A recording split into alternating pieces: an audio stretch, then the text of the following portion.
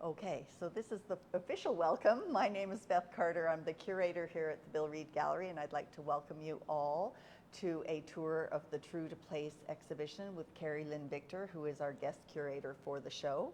To start with, I would like to acknowledge that the Bill Reid Gallery of Northwest Coast Art is located on the unceded ancestral territories of the Squamish, Musqueam, and Tsleil-Waututh peoples, and we are so eternally grateful for being and doing our work in this beautiful place.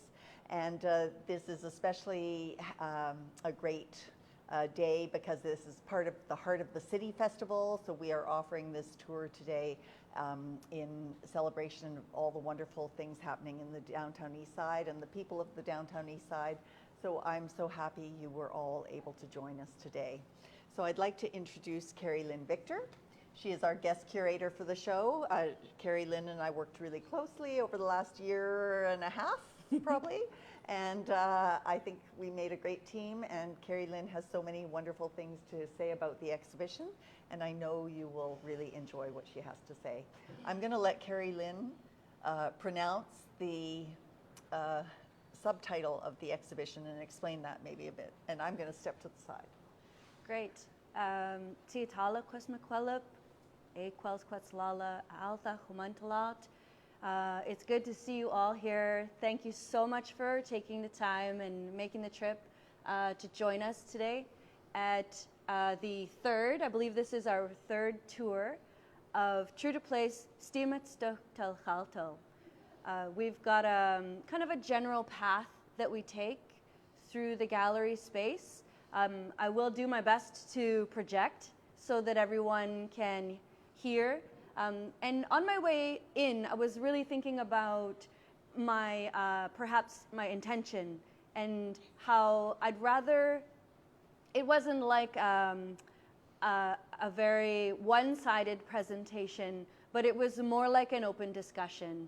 And valuing, of course, that each of you bring your own curiosities, expectations, and interests to this tour today. I'm happy to take a pause and interact as we move through. It should take roughly half an hour or so. So with that, welcome. And I'd like to start by introducing our original intent. And Beth came with a phone call, a Zoom call or something early on. And we began to kind of dream up what the show might look like. And one of the first things I like to do is look at what kinds of questions do we have. And as a society that's beginning to do land acknowledgements, I wanted to go a little deeper. Within a people, within an indigenous group of people are their cosmologies, their understandings, their worldviews, the characters who formed the world that they understand and that they live in. And each unique people up and down the coast, with their cosmologies intact, have artists. Those artists produce works that carry forward the principles, design principles, and elements of their work as their ancestors have always done. In contrast, artists within communities sometimes pick and choose elements and designs from cosmologies that they don't come from. And this is just a result of the times that we live in, perhaps the availability of information via the internet and books. My favorite example is the Bill Home book with Haida elements, northern elements in it, form line designs. A young artist could easily pick up this book and say, I'd like to draw a raven today, and pull elements from that book and do that art.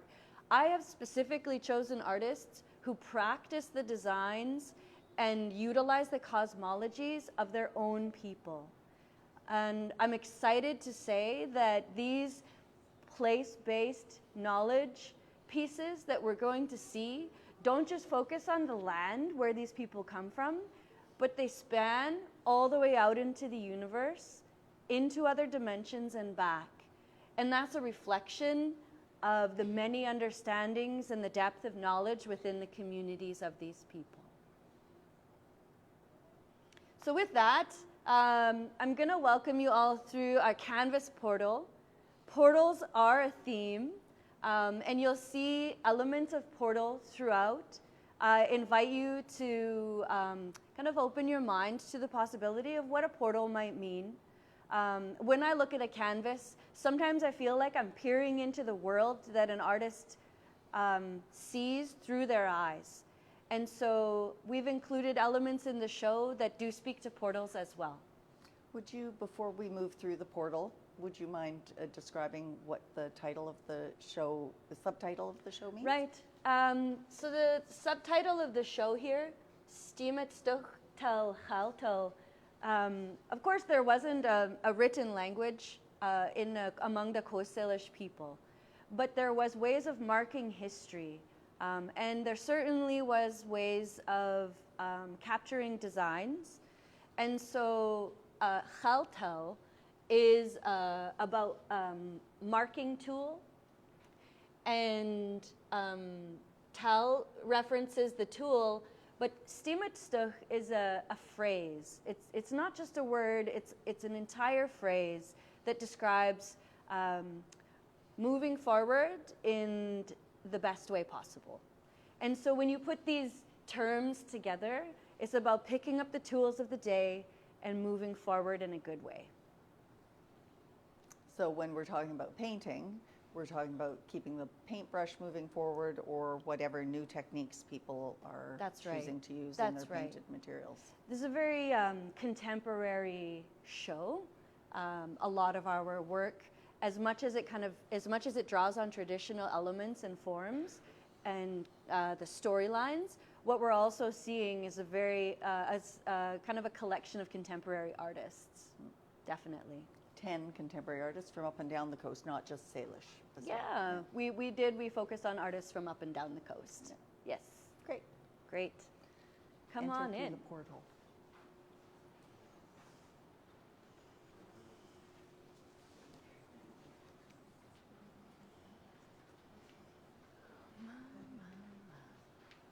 We'll start over here and then we'll turn our attention over there.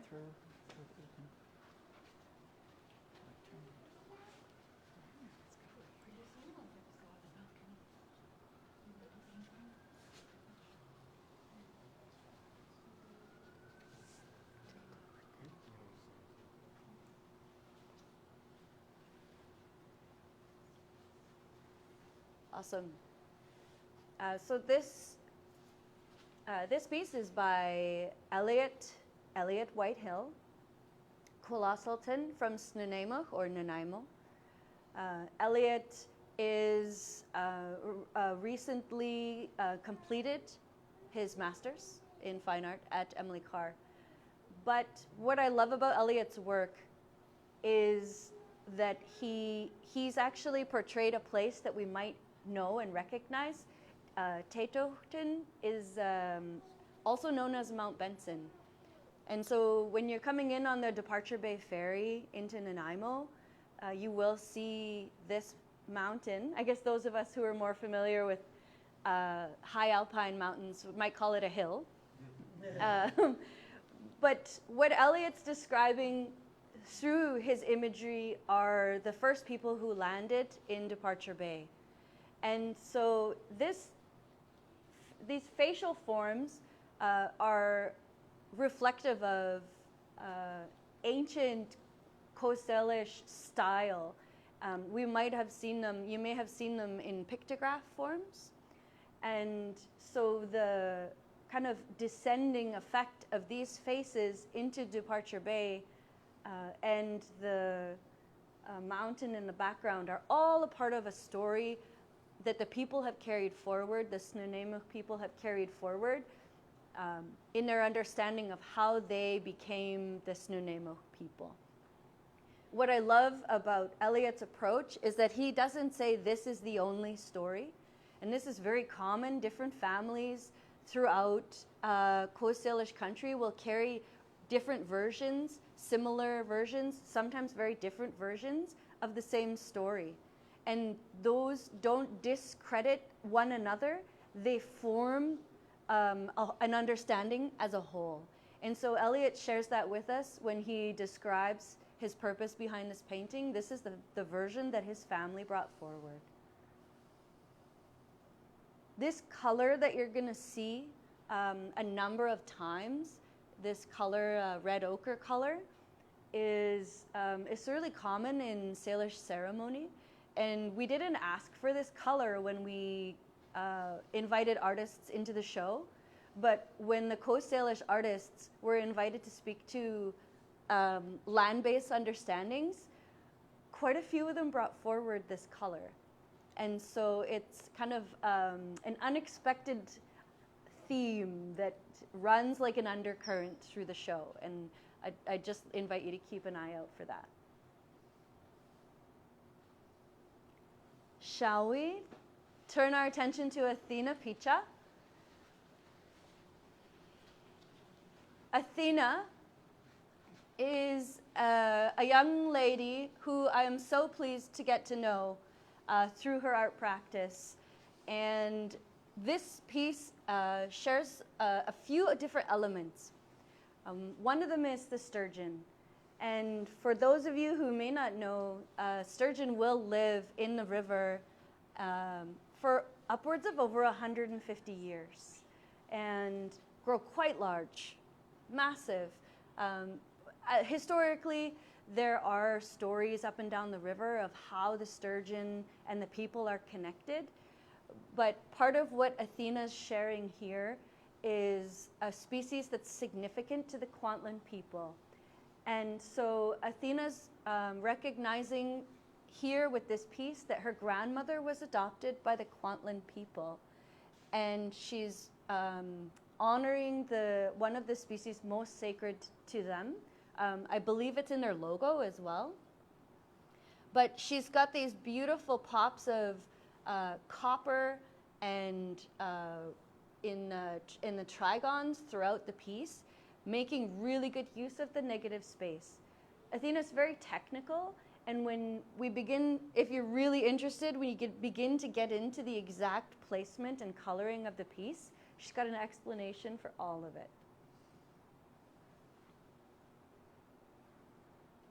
Great. If you all want to move in a little bit, we've got a piece right here.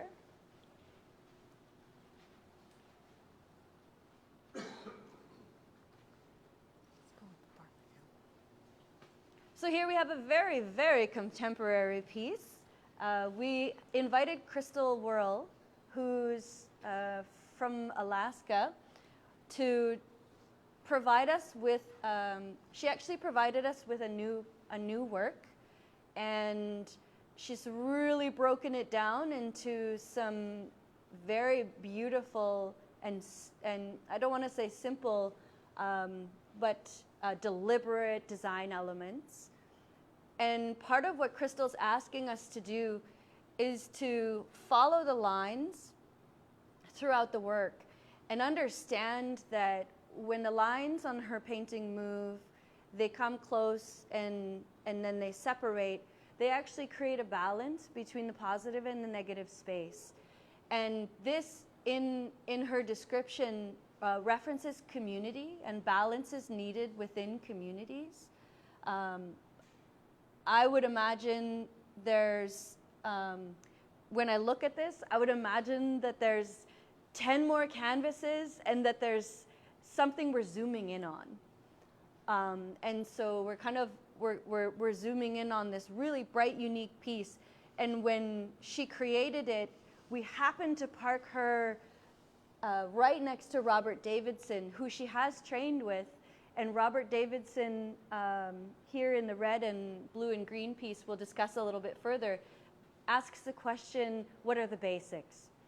And so these two artists creating pieces that kind of zoom in and ask us to look at the balance of positive and negative space are showing a bit of a trend as coastal formline moves forward. Artists are also stemming off from full figures and exploring these big, bright, bold, beautiful pieces that just focus on the elements themselves, elements that are unique to those people.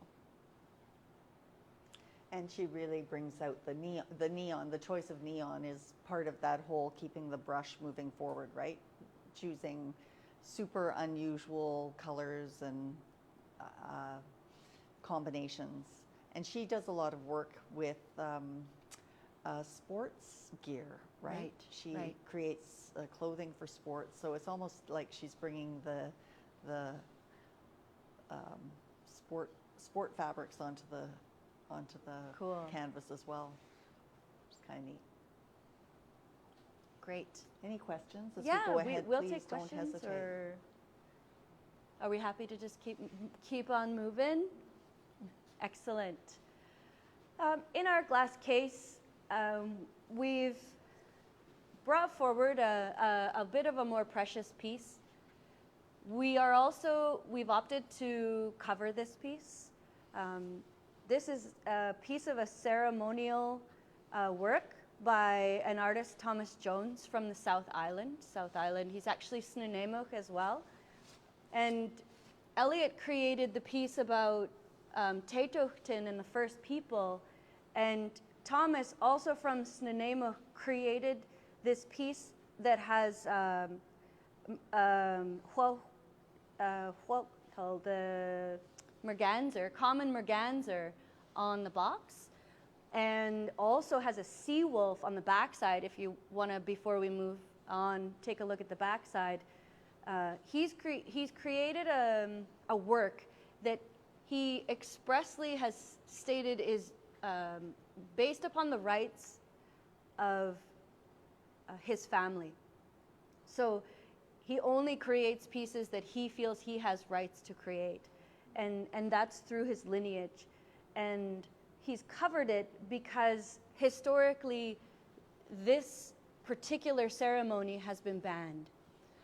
Throughout the potlatch ban, from the early 1900s into the 50s, these particular masks were stolen and taken by force through Indian agents and RCMP and burned. And it had an extremely negative effect on the way that these ceremonies were carried forward. But much time has passed, and Thomas feels as though what he's showing us is what we are, where we're at in 2022. He feels as though he wants to show the audience that we're present with this. All audiences are welcome to see that this is still a very active culture, but it's also precious and protected, and that's why there's a scarf covering the mask itself.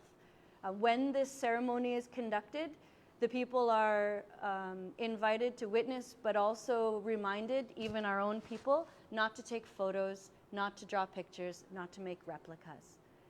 And so we're all taking part in that here with this box today.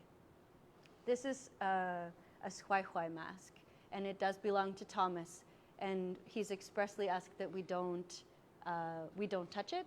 So he was the one who put it in, and he will also be the one who takes it out. So as much as we have this gallery of canvas work, we've also included this as part of the conversation, and it certainly is bringing interesting side conversations to light. Yes. And Carrielynn? Yes, it is. And so on the side of the box, we'll see two birds. The mask itself is a different representation of that bird. I also just want to bring attention to that painting on the coast actually most commonly was found on things like boxes and house fronts and other regalia, and it wasn't. Canvas is a very new, yes, it's true. New material for painting. Yeah, for sure. Did everybody catch that? Yeah, good point, Beth.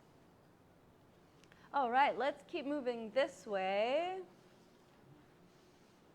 Right here on the wall next to the screen, we've got a piece by Luke Parnell. Luke is providing us with a piece that's really been inspired by comic books, and a particular illustrator, Jack Kirby. Some of us would recognize these kind of early days comic looks, and this piece more so fits within the stímetstexw, xéltel sub-theme, because this is a digitally created piece. And so over here on the screen, we can watch the time lapse of the drawing for this piece. Not all of the artists that we invited are producing works digitally, but the artists who have been invited to produce digital works are all producing their works by hand drawing methods only. And so today we might see artists producing works that are digital, but they'll draw one good circle and kind of one good U form and copy and paste those forms, moving them about on their digital canvas. That's one way to do it, but as an artist myself, I appreciate a hand-drawn method.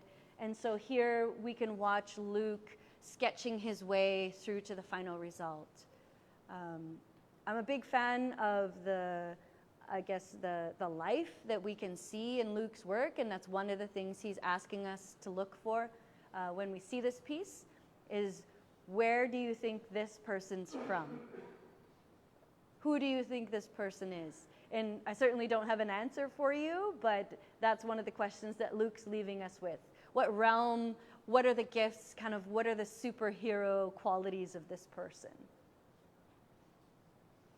Very good. At the same time, he's wearing, a more traditional style Northwest Coast tunic and a transformation head front. So it's really creating this futuristic Northwest Coast style. Yeah.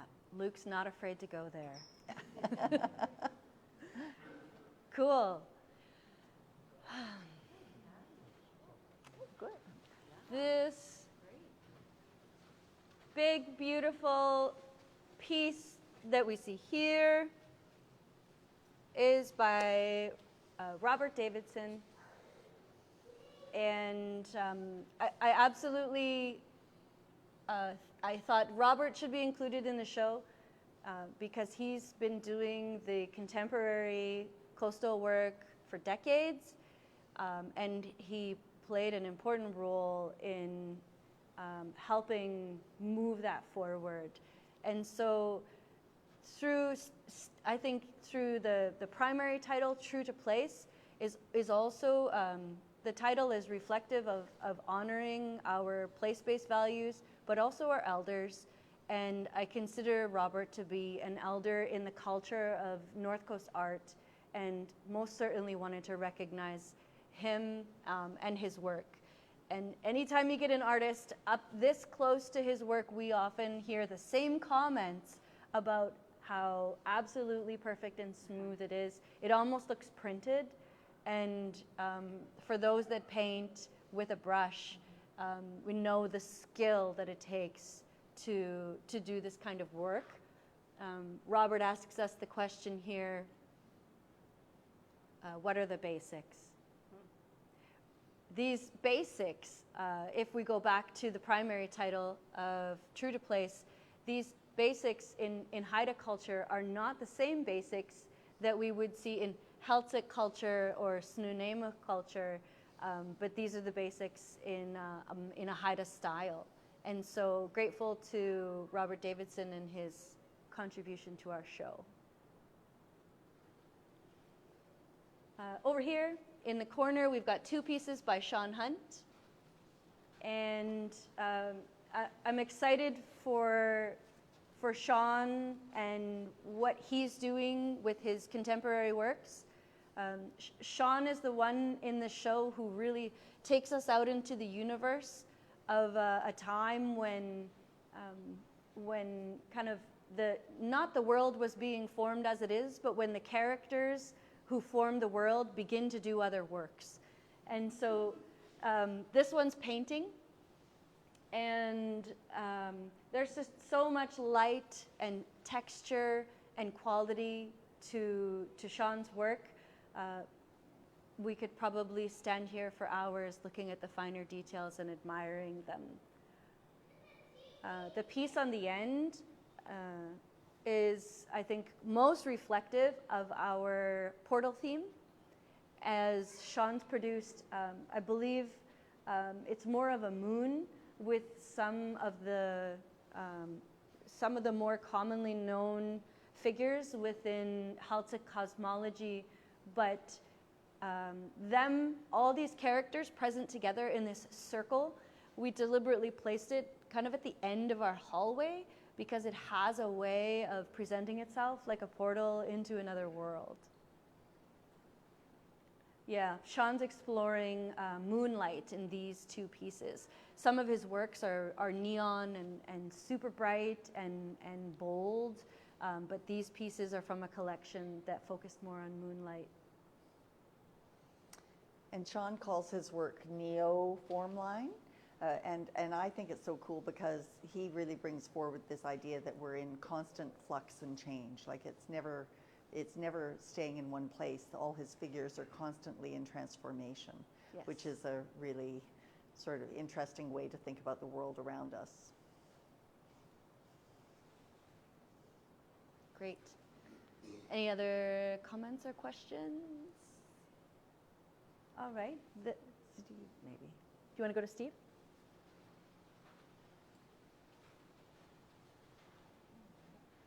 I'll stand over here, and if you guys want to kind of take a closer look, these two pieces are by Steve Smith.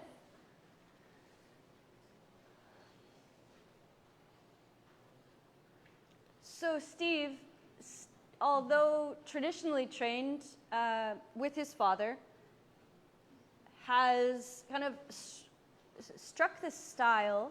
I don't really see, I can't say this looks like anybody's work in particular. Steve's really doing his own thing, which is interesting in a time when there's so much contemporary work.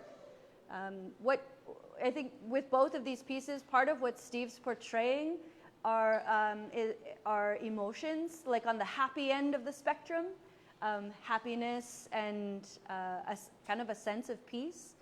And so he's taking these more traditional forms and layering them and coloring them on the wooden pieces in kind of a way to create this uplifting feeling.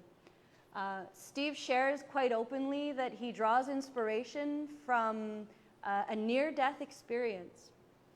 And for anybody who's gone really deep into a dream and seen things that maybe they've never seen before or experienced things in a new way, I think that's a big part of what I see Steve doing when it comes to the way that he paints, but also how he chooses to display it.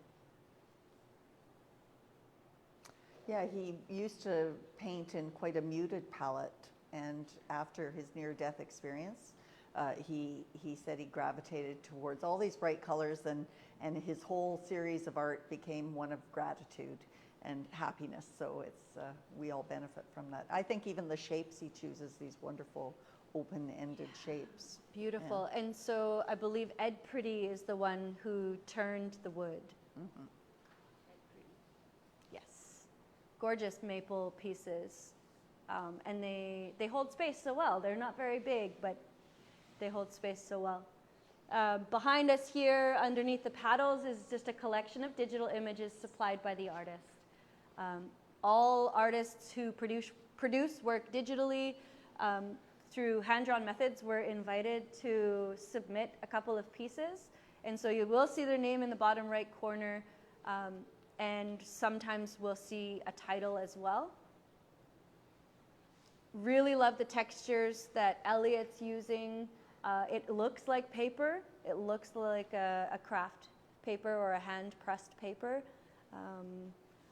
Ocean, we'll see Ocean's work over here in a little bit, and some pieces by Crystal Whirl, Corey Bulpett, and it's super fun just to kind of sit here and watch them scroll through. Before we leave this area, maybe I'll point to this piece here. This piece is also by Luke Parnell. Luke's really working through in kind of creating space where our eye moves back and forth, just based on how they're positioned. He said that the colors were kind of inspired by two things. One, when the people began to chant like "Every child matters, every child matters," the color orange started to resonate, and then also a time when I guess posters were done in this style, where shadows are done in darker shades, kind of a monochromatic look. But again, we've offered, Luke generously shared his time lapse of how he's worked through this.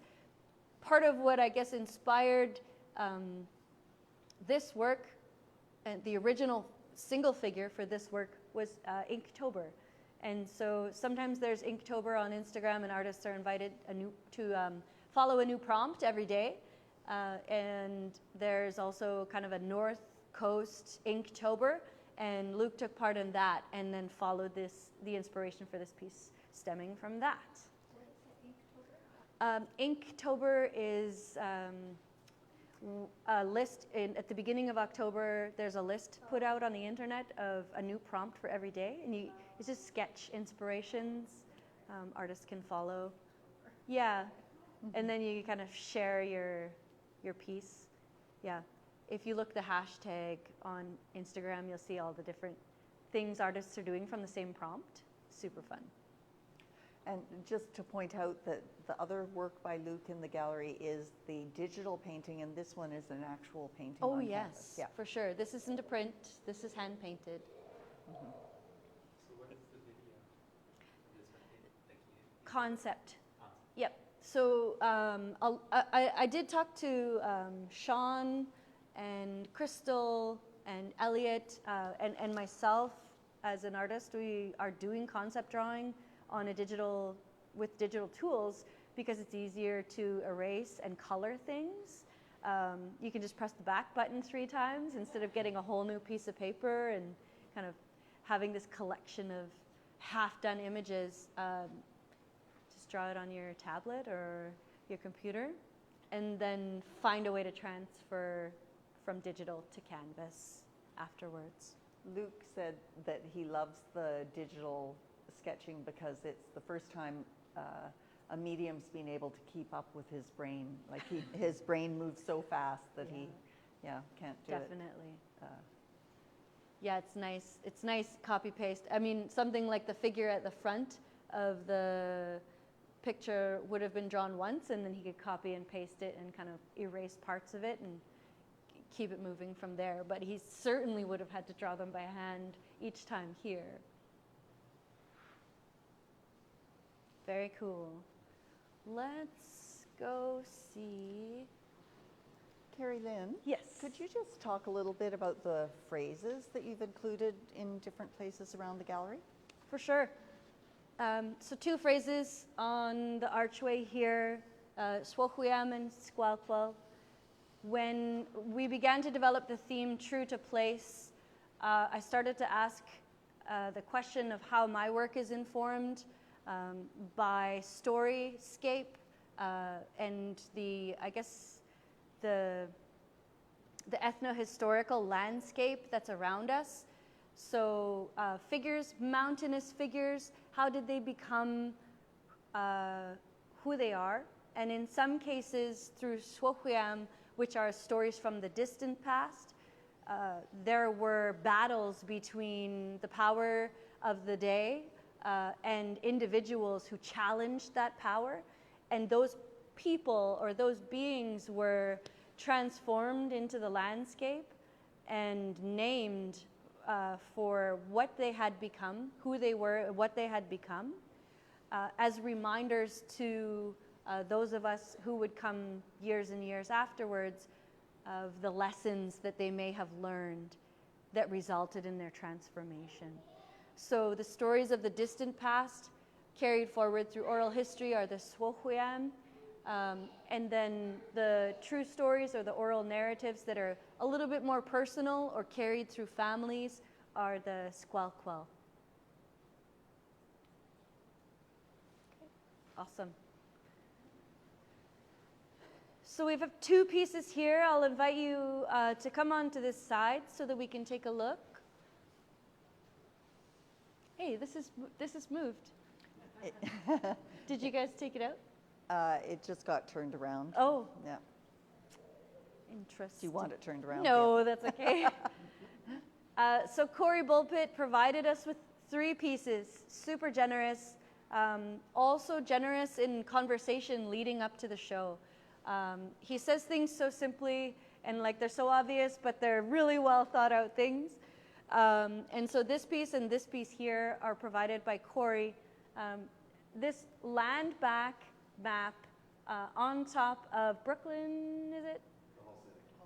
The whole city is an important, it's an important piece, I think. I love the contrast of the images, but I also am interested in how this term land back moves over the landscape, through the mouths of the people, sometimes in graffiti form, sometimes in song, sometimes, in the media.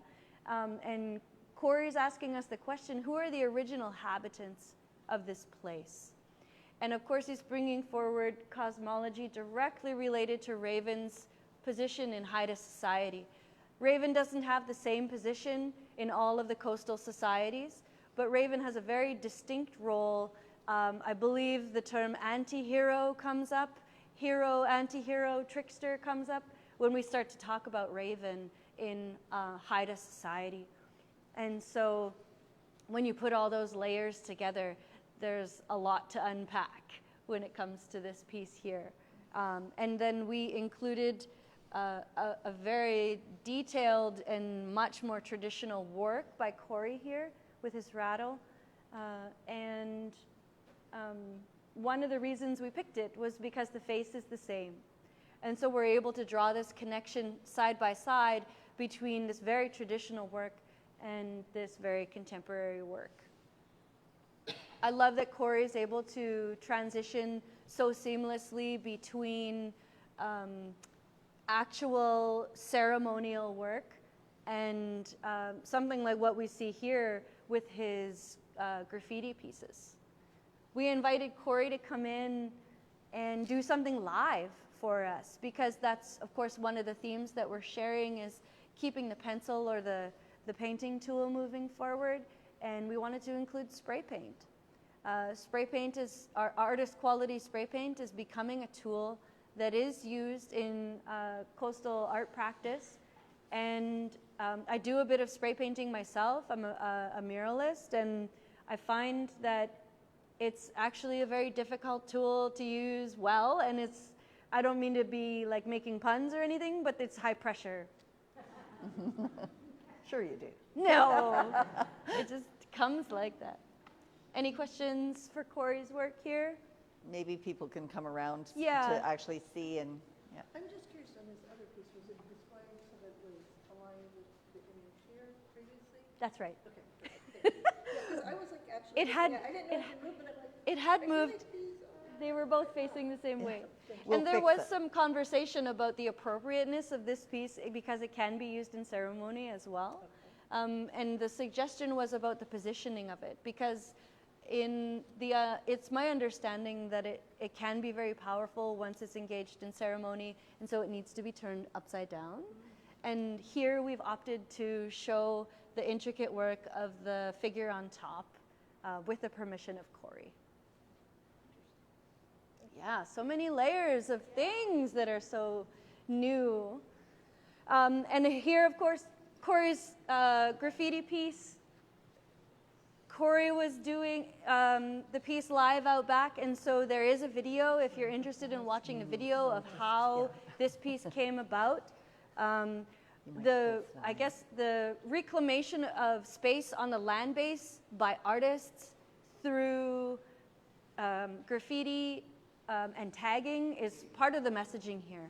And so we will see key messages about, I guess, the effect of logging and land theft and fish farms present in this piece, because Corey was really trying to like cram it all in as far as the messaging goes.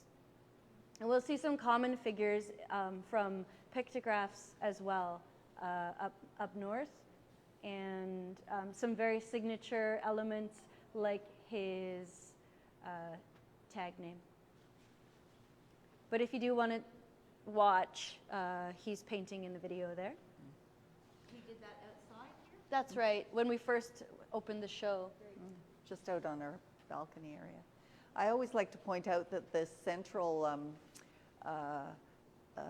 ovoid shape, the intertwining of the language, like he really, initially it was just sitting on top, but then he added more and more layers, and so then it becomes so that the words and the messages are interwoven with the ovoid, and it becomes, to me, it's sort of a symbol of how this essential true to place is interwoven with all the contemporary issues as well. I'm adding extra I love it. ideas. Very good. Let's turn our attention to this gorgeous hat in the center. The hat itself, woven at one time, a long time ago, 1990, by Selina Peretrovich, and part of Robert Davidson's personal collection, from what I understand. He painted it, but his messaging is very modern. It's very relevant to, I guess, what he feels is the transformation available to us following the kind of depths of the pandemic. The hat is titled Whirlpool, and if you'll notice the flow and the movement of the artwork on the hat, it does kind of create a bit of a whirlpool effect. But part of what Robert's sharing here is our, not only are we witnessing this time of transformation, but we also are asking ourselves the question, what's on the other side? How do we take part in that? What are our roles? And I love that. It's such an elder thing to do. Of course, there's something more to it than just a question. There's something for us to reflect on as well. I believe this is a spruce root hat. Yes. Yes, spruce root hat. So he'll wear that someday. Maybe we'll get to see him wearing that someday. The quality, the actual skill to paint on top of spruce root, like it's very bumpy, and it's really, really hard to do those sorts of fine Straight lines. lines, And, fine lines, you bet.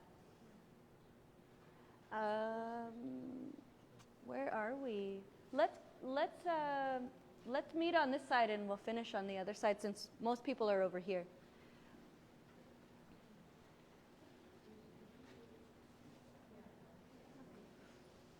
This is another piece by Athena, Athena Picha. She, I believe it's a mixed media piece, but she's bringing more of her very technical style here. I believe the blue kind of harkens to trade beads, and the red ochre. Thanks. The red ochre, we'll call this tumith, and what she's kind of sharing here in the balance story is about the darkness in the orcas and I guess the light that comes from this red ochre, and how the two are recognized in balance, darkness and light, through her cultural learnings. Athena will go out into community, she'll gain her understandings, and then she'll portray them visually. And I think that's a really interesting approach. A lot of the knowledge in community is hard-earned and earned through life experiences and much time put in. And Athena offers some gems here to us all through her descriptions. But also recognizing the importance of family, as orcas are family-based creatures. I love this work. I'm a recent fan of Athena's, so getting to know her work through the show has been an absolute pleasure. And Athena is actually one of these interesting young painters who, when she first started, only knew the northern style form line design. She's from the coast and she just started learning from the northern style and only really understood that her background and her ancestry was related to the southern Salish style, and has been making a real concerted effort to transform her painting to reflect Salish style and to learn everything she can about Salish style, and also really bring Salish style into our community, because a big conversation recently is how little Salish art there is in the city of Vancouver, even though this is Musqueam, Squamish, and Tsleil-Waututh territory. And Carrielynn is another person doing a great job at adding so much through your mural projects as well. Yeah, I mean, ultimately, I feel that there's an importance for us, the people of today, to recognize that each element has its own place in the language of the whole. But when those elements, design elements, are placed together, they also say something else. And sitting with a couple of northern artists, and I was working through the long list of awesome artists who were receiving their BC Achievement Awards, I felt like I was kind of going to bat for Coast Salish art because of its simplicity, and which I feel speaks to its elegance. The other artists on the panel had thoughts about how the simplicity, or what I interpret as elegance, was more so kind of a lacking. And so I don't know where that comes from, but I think that's a super interesting discussion. And the fact that there was so much northern coastal influence through the 60s and the 70s, and it wasn't really until the 70s and the 80s when we began to see Coast Salish design kind of making its way out into the public again, that we began to appreciate it. And so I, much like Athena, started by learning northern coastal elements and had to be taught and told and go out and learn Coast Salish elements and really understand them.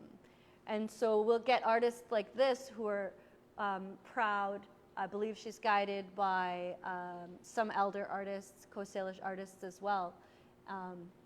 Very proud and putting on display much of what she's learned in an effort to not over-explain things, but to share kind of where these things come from, what they mean. Very meaningful, appearing simple, but very meaningful. Yes. And over here I have a piece by Ocean Highland. Ocean is, hey, that got turned around too. This was Yes, it did. Ocean practices a contemporary Coast Salish style as well. She's partly Squamish, partly Tsleil-Waututh, also partly from the community I'm from. And this piece is about springtime. And so when she created this piece, she was thinking about the kind of first emerging species on the landscape when winter's over, and what that means to her. It means it's time to kind of get outside, start harvesting again, eating what the land is producing, and what that means. When woven patterns, Coast Salish woven patterns can be interpreted through the designs at times. Like this, for example, has a diamond in the place of the heart. And the diamond in Coast Salish woven pattern kind of equates to a heart. The love and the understanding is reflective within the diamond as a whole. Ocean's fairly new on the scene, and I'm really excited for her future. She's also producing works digitally, but hand painting as well, and she's popping up on the mural scene too. I think I have one more piece for you all, and it's another ocean piece, and we'll finish with that.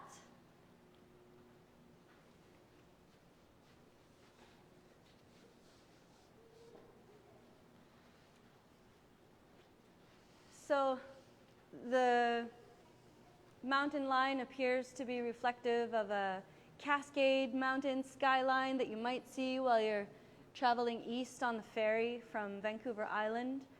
We've got a journey canoe, and this is very much a reflective piece by Ocean. She began to think about who she is and where she's from, and what that means to her once she started carrying her first child. Naturally, we want to be everywhere where our family is, where our land base is, where our understandings are, but this one is really about that journey. So, Could you talk a little bit more about the canoe and what's happening with canoe journeys? And I mean, you're a big canoe person too. Because maybe people don't know too much about those connections that are being built sure. to land and place. You bet. So I'm not actually a canoe journey person. Not canoe journey, but you're a canoe races person and a. You bet. So just to, I guess, kind of wrap up, there's, I don't know where to go with that. Sorry. I meant it in the simplest, highest level, just the connection people are making through traveling on the water, and how there's this huge revival of. There certainly is. Of an embracing of traveling by canoe and bonding together as a community through being on the water together is kind of what I was hoping you were going to say. Thank so you. I said it for you. Thank you. Beautifully said. Yeah, most certainly. Up and down through Vancouver Island and the coast, people are packing their members, young and old, and sending all their supplies via vans and trucks and campers to follow them as they make journeys miles and miles and miles to the next destination, paddle to the next destination, camping for the night. I'd imagine that Ocean has something to say as well about the style of canoe that she's chosen to show here. There's so many different styles of canoe, and this one has a very ocean-going journey canoe look to it. How are we doing? Are we okay to wrap up? Yes. Awesome. I mean, And does anybody want to make any comments or ask any questions before we close? You're also Compliments on quite this, quiet. the different range, like really interesting range of graffiti, but also traditional. It's really wonderful range of artists you presented. Great. Yeah, congratulations. Thank you. It's such an honor, such a pleasure to get to know some of these artists through their work and through the time spent with them. Artists are not always people of many words, but some of them are and speak so well to their work. And so it's been an absolute pleasure for me to participate in this process. And thank you to Beth for roping me in and showing me so many of the ways as we go along. I do hope that you all have taken a little piece home with you, and maybe it'll find its way into your discussions at your tables or among your own friends and family. But my hands are up to you all for taking the time to travel through the torrential rain and the wind and to join us here today. Lahai, Yashlikwasai Tefalem. Thanks, Wayne.